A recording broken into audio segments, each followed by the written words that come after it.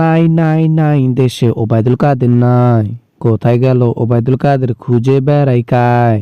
আরে ওবায়দুল কাদের, কাউয়া কাকু, তুমি এখন কোন দেশে অবস্থান করতেছো কাকু? আমার ঠেকা পড়ছে বাংলাদেশের লোক রে।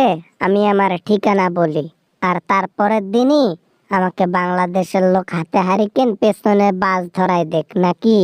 আরে কাউয়া কাকু, মনের মধ্যে এত ভয় কেন? না না না, কিছু করব না, সমস্যা নেই। আপনি বলেন না, কোথায় আছেন আপনি? কোন দেশে অবস্থান করতেছেন একটু বলেন না। ও কাকু কাকু। সৌদি সৌদি সৌদিতে আছি। সৌদি আরবে কোনো রকমে জীবিকা নির্বাহ করে চলতেছি। ফকিরের বেশে ঘুরতেছি, কখনো মহিলার বেশে ঘুরতেছি। এই চলছে জীবন। আহারে কাকু, না শুনে খুব খারাপ লাগলো।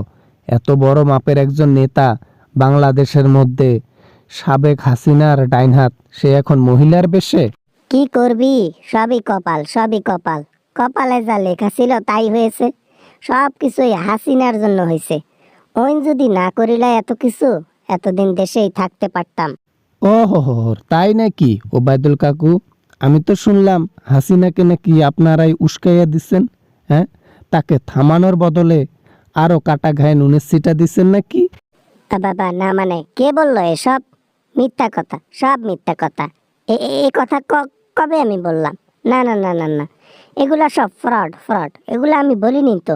আহারে কাকু, যাক যাক, বাদ দেন বাদ দেন, এসব বাদ দেন। বলে আর লাভ কি? পলাতক আপনি, না আপনার নাগাল পাবো না আপনাকে ধরতে পাবো, বলে লাভ কি? ছদ্মবেশে ঘুরি সৌদি আরবের মধ্যে, বাংলাদেশের লোক বেশি। এজন্য মাঝে মাঝে মেস্কি পরে ঘুরি, মাঝে মাঝে বোরকা পরে ঘুরি, যাতে কেউ দেখতে না পারে। ভয় লাগে, সেদিন ধরা খাইতে ধরছিলাম। এইভাবে আর কতদিন চলবেন? ধরা তো একদিন খাবেনি। বাংলাদেশের লোকের চোখ থেকে বাঁচা মুশকিল। বাঘের চোখ থেকে বাঁচতে পারেন, কিন্তু বাংলাদেশের চোখের থেকে না। যাক দেখি কবে ধরা খাই। যতদিন এভাবে চলবে চলতেই থাকি, সমস্যা নেই।